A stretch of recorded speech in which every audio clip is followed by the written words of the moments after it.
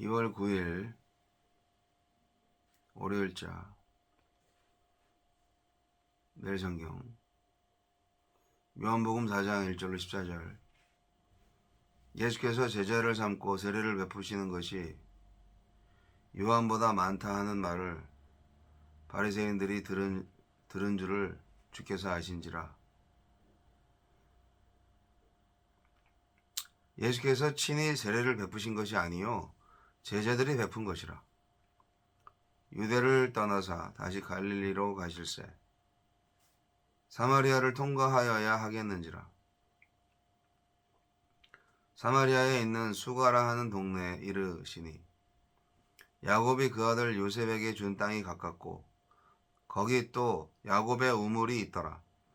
예수께서 길 가시다가 피곤하여 우물 곁에 그대로 앉으시니 때가 6시쯤 되었더라. 사마리아 여자 한 사람이 물을 기르러 왔음에 예수께서 물을 좀 달라 하시니 이는 제자들이 먹을 것을 사러 그 동네에 들어갔음이러라. 사마리아 여자가 이르되 당신은 유대인으로서 어찌하여 사마리아 여자인 나에게 물을 달라 하나이까 하니 이는 유대인이 사마리아인과 상종하지 아니함이러라. 예수께서 대답하여 이르시되 네가 만일 하느님의 선물과 또 내게 물 좀 달라 하는 이가 누구인 줄을 알았더라면 내가 그에게 구하였을 것이요 그가 생수를 내게 주었으리라. 여자가 이르되 주여 물기를 그릇도 없고 이 우물은 깊은데 어디서 당신이 그 생수를 얻겠사옵나이까.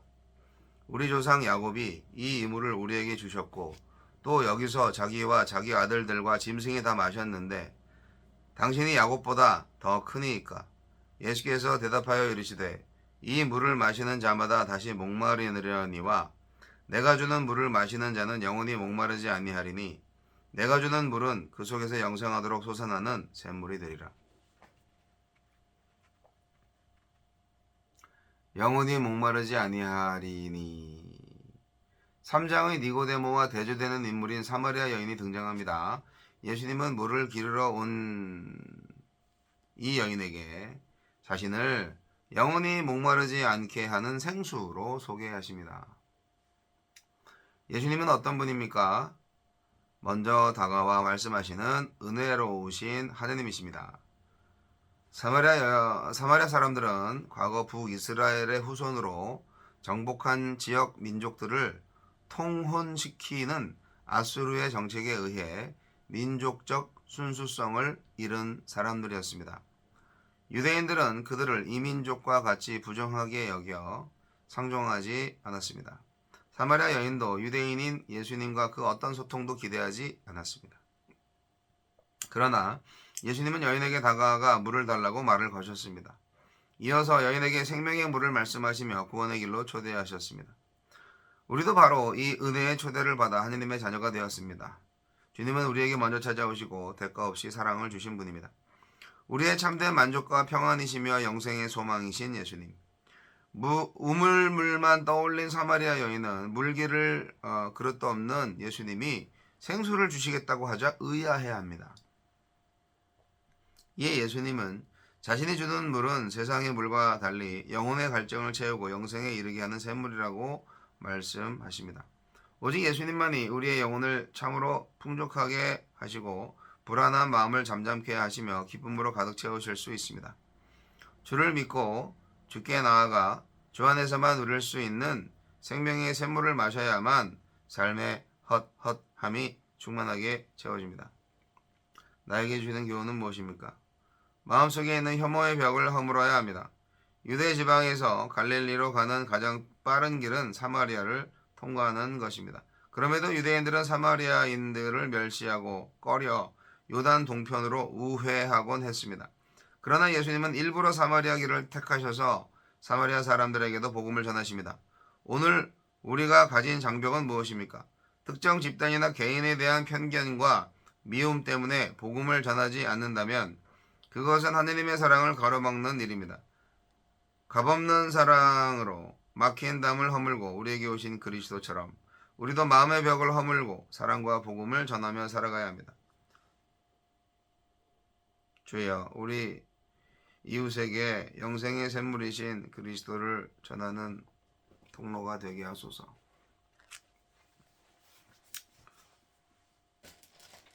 예수님이 여인을 만나는 장면, 아주 유명한 장면. 뭐 요한복음에는 안 유명한 장면이 없는데, 예수님은 그 사마리아 여인이 예수님하고 만나기 전에, 그러니까 진정한 예수님, 주님으로서의 예수님과 만나기 전에 여인으로 하여금 여인 자신과 만나게 해주셨어요.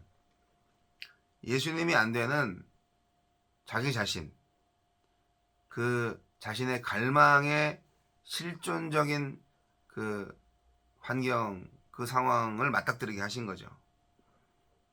이건 뭐 숨기고 싶은 일이죠.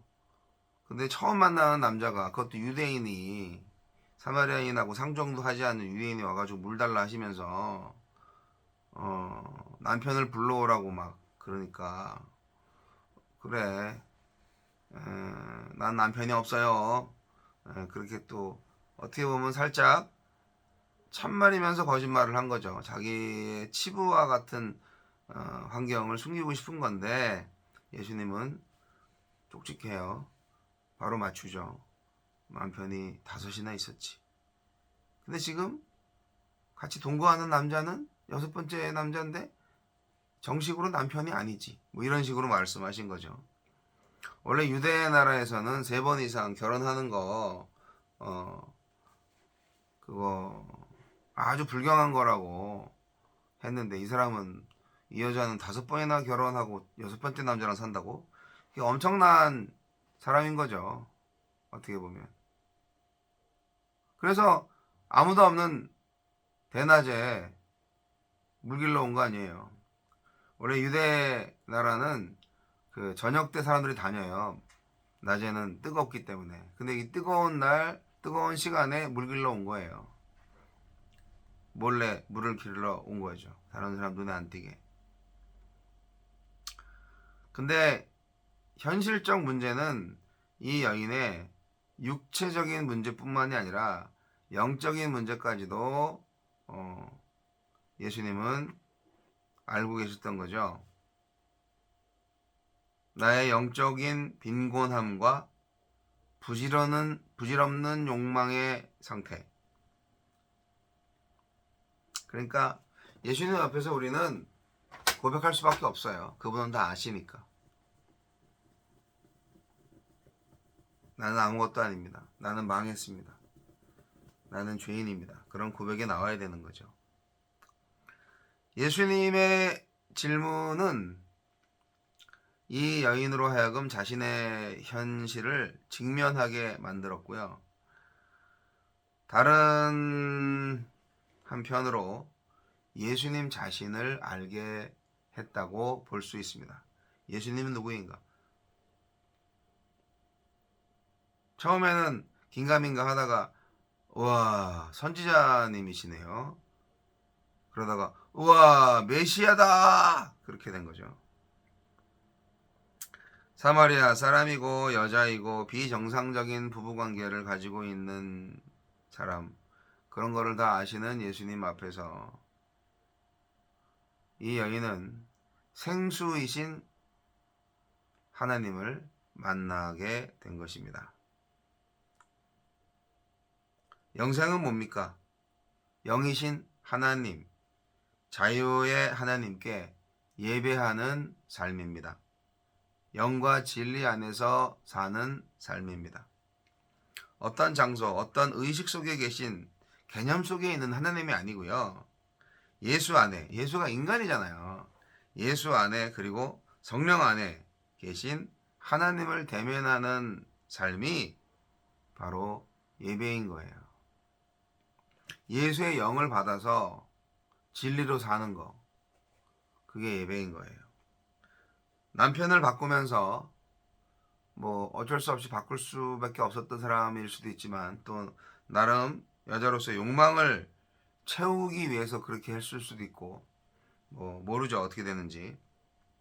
어쨌든 육신에 속한 이 여인, 이러한 육신적인 마음을 가지고는 하나님을 예배할 수가 없습니다.